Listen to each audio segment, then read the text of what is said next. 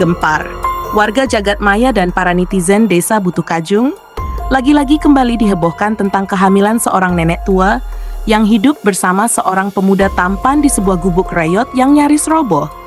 Kejadian ini diketahui oleh warga desa Butuh Kajung ketika istri Udin Butuh Kajung pergi kerja mengadu nasib ke negeri Arab untuk jadi seorang TKW demi memenuhi kebutuhan nafkah suami tercintanya yang berwajah tampan namun pengangguran. Pastikan telah menekan tombol like dan subscribe untuk menyimak kisah haru ini hingga akhir. Dan saya doakan semoga Anda semua cepat jadi orang kaya raya, hidup bahagia dan terbebas dari masalah hutang selama-lamanya.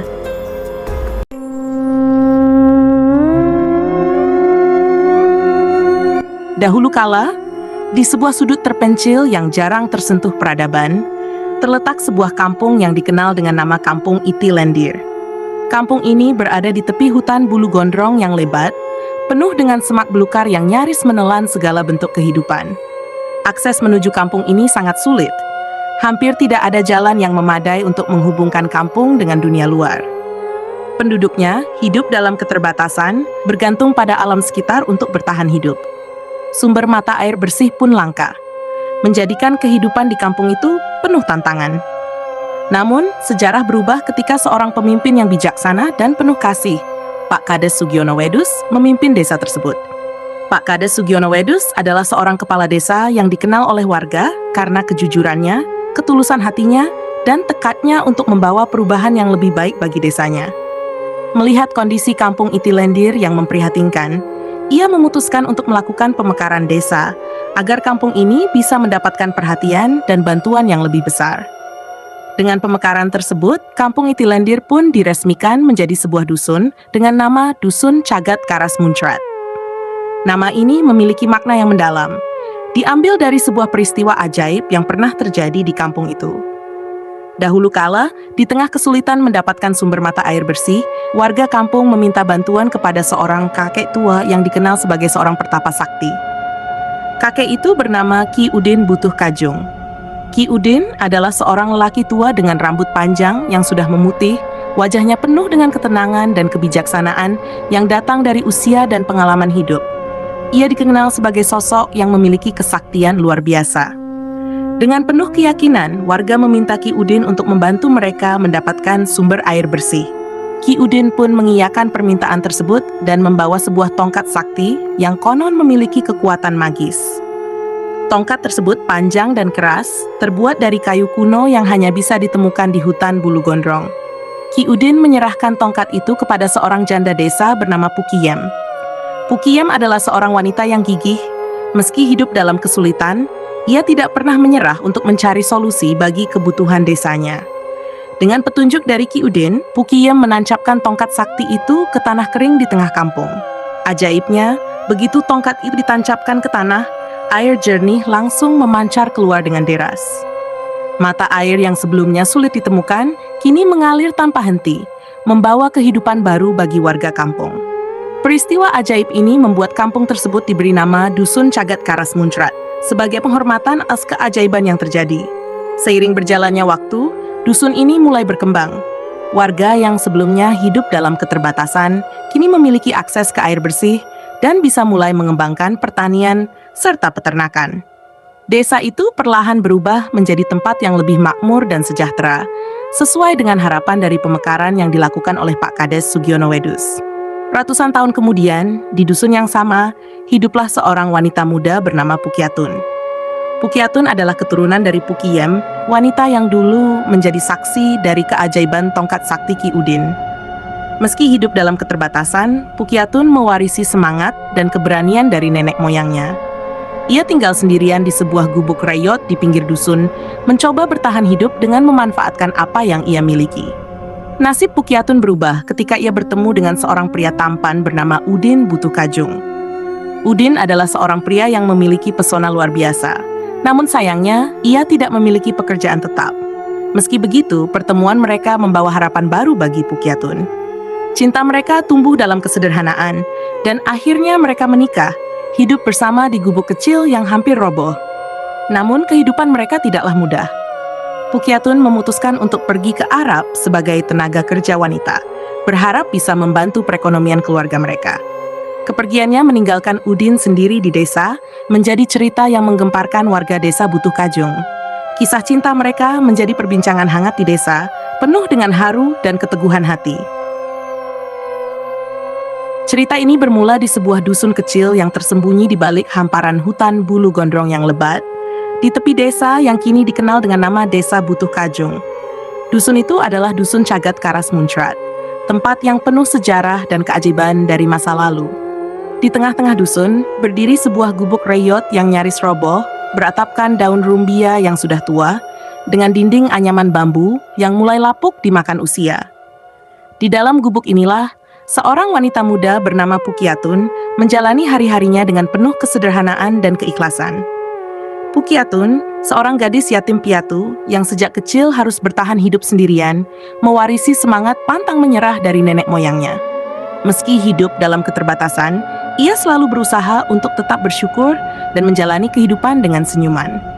Setiap pagi, ia bangun sebelum matahari terbit, mengumpulkan kayu bakar, mencari air di sumber mata air yang pernah menjadi saksi keajaiban, dan memasak makanan seadanya untuk mengisi perutnya yang lapar.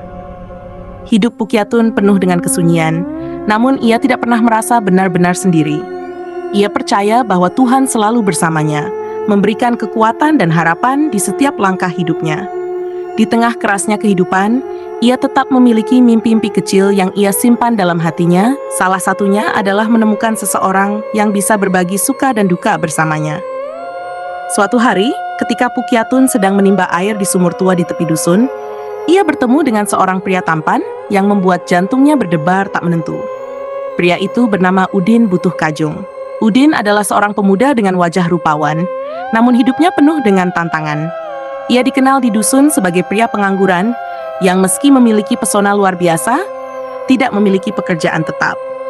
Kehadirannya di dusun sering menjadi perbincangan warga, terutama karena ketampanannya yang mencolok, namun tidak diimbangi dengan tanggung jawab yang seharusnya. Pertemuan pertama mereka berlangsung sederhana. Udin, dengan senyum yang menawan, membantu Pukiatun membawa air ke gubuknya. Percakapan mereka mengalir dengan alami, seolah-olah mereka telah saling mengenal sejak lama. Pukiatun merasa nyaman berbicara dengan Udin, dan perlahan-lahan ia mulai membuka hatinya kepada pria tampan itu. Di sisi lain, Udin merasa ada sesuatu yang berbeda dalam diri Pukiatun. Meski hidup dalam kesederhanaan, Pukiatun memiliki kekuatan dan keteguhan hati yang menginspirasi Udin. Hari demi hari, mereka semakin dekat. Udin sering datang ke gubuk Pukiatun, membantu pekerjaan sehari-hari, dan menemani Pukiatun di kala sepi. Hubungan mereka tumbuh dalam kebersamaan dan pengertian. Pukiatun menemukan kebahagiaan baru yang selama ini ia cari, dan Udin merasa menemukan tempat di mana ia bisa diterima apa adanya. Namun, kisah cinta mereka tidaklah mudah. Pukiatun harus menghadapi dilema besar dalam hidupnya. Kondisi ekonomi mereka yang serba terbatas membuatnya harus mengambil keputusan berat. Melihat Udin yang terus berjuang tanpa pekerjaan tetap, Pukiatun merasa ia harus melakukan sesuatu untuk membantu kehidupan mereka. Dengan hati yang berat, ia memutuskan untuk pergi ke Arab menjadi tenaga kerja wanita. Keputusan ini bukanlah hal yang mudah bagi Pukiatun. Ia harus meninggalkan Udin, pria yang dicintainya, dan menjalani kehidupan yang penuh tantangan di negeri orang. Sebelum keberangkatannya, malam itu mereka duduk bersama di depan gubuk di bawah langit penuh bintang. Udin menggenggam tangan Pukiatun, menatapnya dengan penuh haru. "Pukiatun, kau tahu aku mencintaimu lebih dari apapun. Aku tidak ingin kau pergi, tapi aku juga tidak bisa menghalangimu. Jika ini yang terbaik untuk kita, aku akan mendukungmu," kata Udin dengan suara bergetar. Pukiatun menahan air matanya, mencoba tetap kuat. "Udin, aku melakukan ini bukan karena aku ingin meninggalkanmu. Aku melakukannya karena aku mencintaimu dan ingin kita bisa hidup lebih baik. Percayalah, aku akan kembali untukmu. Kita akan melewati semua ini bersama," jawab Pukiatun dengan penuh keyakinan. Malam itu, mereka berpelukan erat, membiarkan air mata mengalir sebagai ungkapan cinta dan keteguhan hati mereka. Pukiatun berjanji kepada dirinya sendiri bahwa ia akan kembali dengan membawa harapan baru untuk mereka berdua. Pagi harinya, dengan langkah berat, Pukiatun meninggalkan dusun tercinta, membawa mimpi dan cinta yang ia tinggalkan di belakang. Udin menatap kepergiannya dengan penuh harap, percaya bahwa cinta mereka akan mampu menghadapi segala rintangan yang ada. Setelah kepergian Pukiatun ke Arab, Gubuk reyot di tepi dusun Cagat Karas Muncrat menjadi semakin sunyi. Udin yang sebelumnya selalu ditemani oleh istrinya, kini harus menjalani hari-harinya sendirian. Kesepian mulai merayapi setiap sudut kehidupannya. Meski Udin mencoba tetap tegar dan kuat, hatinya terasa hampa tanpa kehadiran Pukyatun di sisinya. Hari-hari berlalu, dan kesunyian semakin dalam menyelimuti hidup Udin. Ia menghabiskan waktunya dengan membersihkan gubuk, memperbaiki bagian-bagian yang mulai lapuk, dan sesekali bercakap-cakap dengan tetangga yang lewat. Namun, semua itu tak cukup untuk mengisi kekosongan dalam hatinya. Malam-malam yang panjang membuatnya sering terjaga, memandangi langit berbintang sambil merindukan kehadiran Pukyatun. Suatu hari, ketika Udin sedang berjalan di sekitar dusun untuk mencari udara segar, ia bertemu dengan seorang nenek tua yang terlihat lelah dan kebingungan. Nenek itu duduk di bawah pohon besar, mengenakan pakaian sederhana yang sudah lusuh. Rambutnya yang memutih tertata rapi, namun wajahnya menunjukkan tanda-tanda kelelahan dan kesedihan. Udin merasa iba melihat nenek tua itu, lalu ia mendekatinya. "Assalamualaikum, Nek," sapa Udin dengan lembut. "Apa yang sedang Nenek lakukan di sini sendirian?" Nenek terlihat lelah. "Boleh saya bantu?" Nenek tua itu mengangkat wajahnya, matanya yang redup mencoba menatap Udin. "Waalaikumsalam, Nak. Saya tidak punya tempat tinggal. Suami saya sudah lama meninggal dan anak-anak saya pergi entah kemana. Saya hanya mencari tempat untuk berlindung," jawab nenek itu dengan suara lirih. Udin merasakan kehangatan dalam hatinya, teringat pada nilai-nilai yang diajarkan oleh orang tuanya tentang berbagi dan membantu sesama. "Nenek, kalau begitu mari ikut saya. Saya tinggal di gubuk kecil di tepi dusun. Mungkin tidak mewah, tapi setidaknya nenek bisa beristirahat dan merasa aman," tawar Udin dengan tulus. Nenek itu terharu dengan kebaikan Udin. "Terima kasih, Nak. Saya tidak tahu bagaimana harus membalas kebaikanmu," ucapnya sambil meneteskan air mata. "Tidak perlu berterima kasih, Nek. Saya hanya ingin membantu," jawab Udin sambil membantu nenek itu bangun. Mereka berjalan bersama menuju gubuk Udin.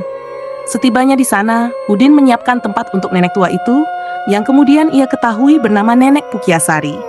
Hari-hari berlalu, dan Udin merawat Nenek Pukyasari dengan penuh perhatian. Ia memasak untuk nenek, membawakan air, dan menemani nenek berbicara di malam hari. Kehadiran Nenek Pukyasari sedikit mengurangi kesepian Udin, dan mereka saling berbagi cerita tentang kehidupan mereka.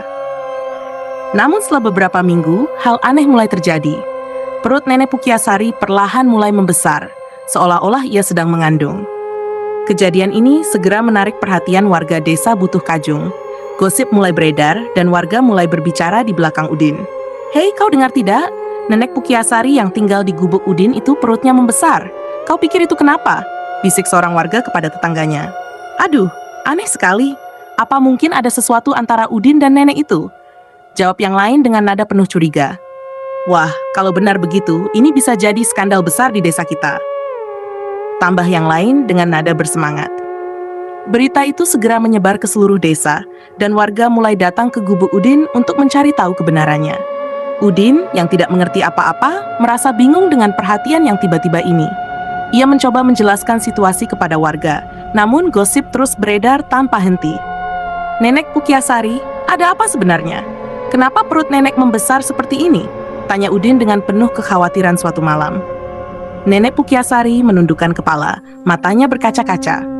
"Udin, Nak, aku tidak tahu kenapa ini terjadi.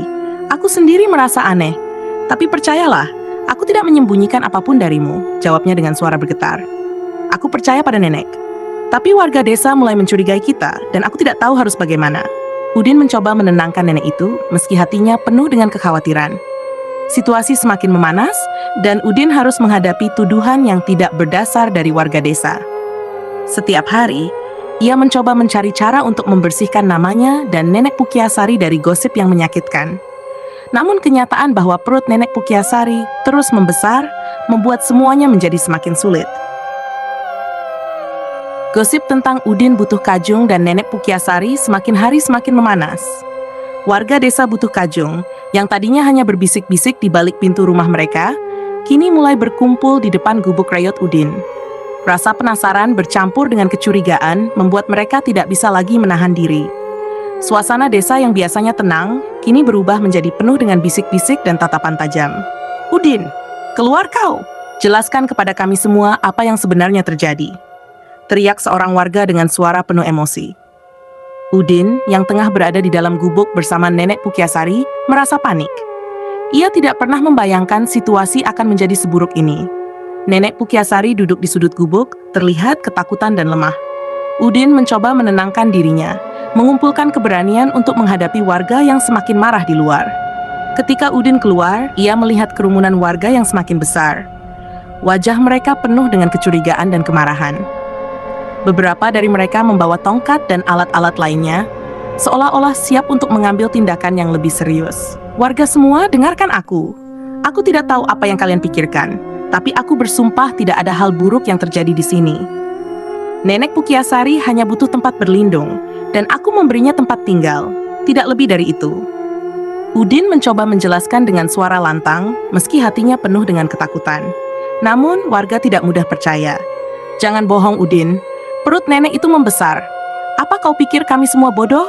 Ada sesuatu yang kau sembunyikan. Teriak seorang pria dengan marah. Suasana semakin tegang, dan Udin mulai merasa situasi ini bisa berujung pada kekerasan. Beberapa warga mulai bergerak maju, mengancam akan mengambil tindakan sendiri jika Udin tidak memberikan penjelasan yang memuaskan. Udin merasa terpojok, tidak tahu harus berbuat apa lagi untuk menghentikan amukan warga. Namun, di tengah situasi yang semakin genting, tiba-tiba terdengar kendaraan mendekat. Sebuah mobil berhenti di dekat kerumunan warga, dan dari dalamnya keluar seorang pria muda dengan jas putih. Wajahnya terlihat tenang, meski ia bisa merasakan ketegangan yang meliputi tempat itu. Ada apa di sini? Kenapa semua orang berkumpul dan terlihat marah? Tanya pria itu dengan suara tenang namun penuh wibawa. Seorang warga menjawab, ini tentang Udin dan Nenek Pukiasari, dokter. Kami percaya ada sesuatu yang tidak beres di sini. Lihat saja perut nenek itu, pasti ada yang disembunyikan. Dokter muda itu, yang kebetulan sedang dalam perjalanan melewati dusun, merasa perlu untuk ikut campur. Ia melangkah maju, menghampiri Udin dan Nenek Pukiasari. Boleh saya memeriksa nenek ini? Mungkin ada penjelasan medis yang bisa membantu kita semua memahami apa yang sebenarnya terjadi, ujarnya dengan sopan. Udin, yang merasa tidak punya pilihan lain, mengangguk. Tolong dokter, saya tidak tahu harus bagaimana lagi. Jika dokter bisa membantu menjelaskan ini kepada warga, saya sangat berterima kasih. Dokter itu mendekati Nenek Pukiasari, memeriksanya dengan hati-hati.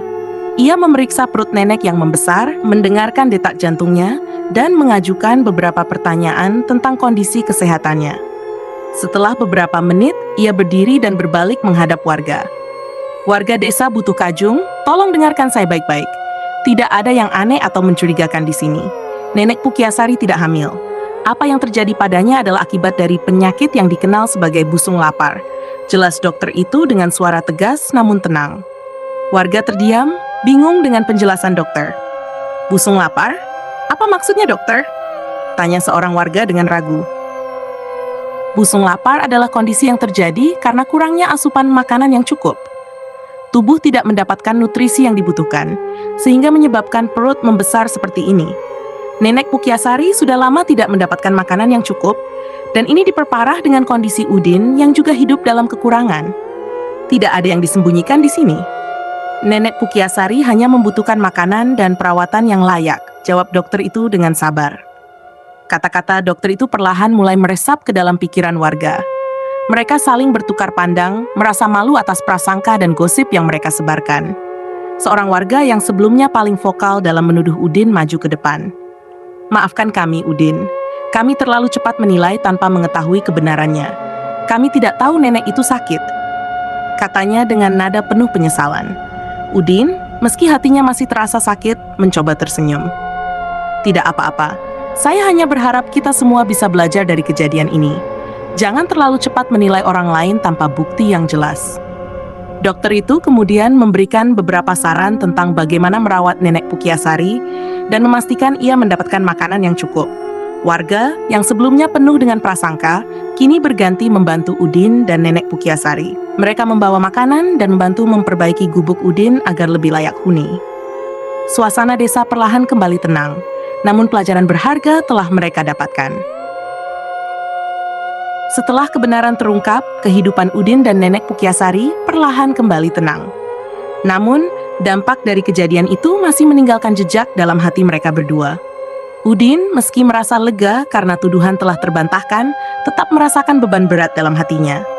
Ia sadar bahwa kehidupan di gubuk reot itu masih jauh dari kata layak, dan ia harus melakukan sesuatu untuk memperbaiki keadaan. Nenek Pukyasari, yang mulai mendapatkan asupan makanan dan perawatan yang cukup, berangsur-angsur pulih. Meskipun begitu, ia sering terlihat termenung, mengenang masa-masa sulit yang ia lalui. Di sela-sela obrolan mereka di malam hari, Nenek Pukyasari sering berbagi cerita tentang masa lalunya yang penuh dengan perjuangan dan pengorbanan. Udin mendengarkan dengan seksama, merasa bahwa ia tidak sendiri dalam menghadapi kesulitan hidup. Namun, tak lama setelah kejadian itu, surat dari Pukyatun datang. Pukyatun menulis bahwa ia merindukan Udin dan berharap bisa segera pulang. Udin merasakan kehangatan di hatinya, namun juga terbersit rasa cemas. Bagaimana ia bisa menyambut istrinya pulang dengan kondisi yang masih seperti ini? Ia merasa harus melakukan sesuatu agar kehidupan mereka lebih baik saat Pukyatun kembali. Dengan tekad yang kuat, Udin mulai mencari pekerjaan. Ia pergi ke kota terdekat, berusaha mencari apa saja yang bisa ia lakukan. Meski banyak pintu yang tertutup, Udin tidak menyerah. Hingga suatu hari, ia bertemu dengan seorang pengusaha muda yang membutuhkan pekerja keras untuk membantunya di ladang. Udin menerima tawaran itu dengan penuh syukur, meski pekerjaan itu sangat berat dan melelahkan. Setiap hari, Udin bekerja keras dari pagi hingga malam. Ia menyimpan sebagian besar penghasilannya untuk memperbaiki gubuk dan membeli kebutuhan sehari-hari. Udin tidak pernah mengeluh karena ia tahu ini adalah jalan untuk memberikan kehidupan yang lebih baik bagi keluarganya. Di sisi lain, warga desa yang dulu mencurigainya mulai melihat perubahan dalam diri Udin. Mereka mulai menghormati kerja keras dan dedikasinya. Sementara itu, Pukyatun di Arab juga mengalami banyak liku-liku. Ia menghadapi berbagai tantangan sebagai TKW, dari majikan yang keras hingga rasa rindu yang mendalam pada suami dan kampung halamannya. Namun, semangatnya untuk menafkahi keluarga tetap menjadi pendorong utama. Setiap kali ia merasa lelah atau putus asa, ia mengingat wajah Udin dan harapan untuk bisa kembali ke desa mereka dengan membawa kebahagiaan. Setelah beberapa tahun, akhirnya Pukyatun bisa pulang ke desa Butuh Kajung. Saat ia tiba di dusun, ia terkejut melihat perubahan yang terjadi. Gubuk reot yang dulu ia tinggali bersama Udin, kini sudah berubah menjadi rumah kecil yang lebih layak. Udin menyambutnya dengan senyum lebar dan pelukan hangat. Nenek Pukyasari, yang kini sudah lebih sehat, juga menyambut Pukyatun dengan penuh kebahagiaan. Namun, kebahagiaan itu tidak berhenti di situ. Udin yang kini memiliki pengalaman bekerja di ladang, diberi kepercayaan oleh pengusaha muda tempatnya bekerja untuk mengelola ladang baru. Usaha keras Udin membuahkan hasil.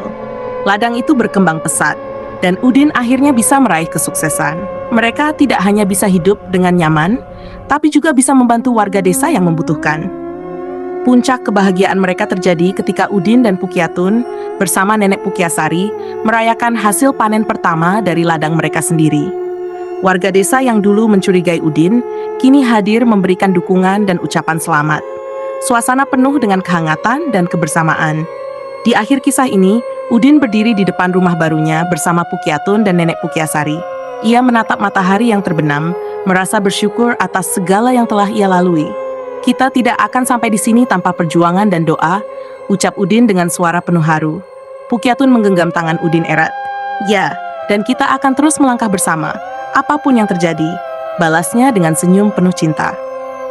Pesan moral dari kisah ini adalah bahwa dalam hidup, kita mungkin menghadapi banyak rintangan dan cobaan. Namun, dengan kerja keras, kesabaran, dan dukungan dari orang-orang terkasih, kita bisa mengatasi semuanya dan meraih kebahagiaan. Jangan pernah menyerah, karena di balik setiap kesulitan selalu ada cahaya harapan. Like dan subscribe untuk terus mengikuti kisah-kisah penuh inspirasi dan semangat seperti ini.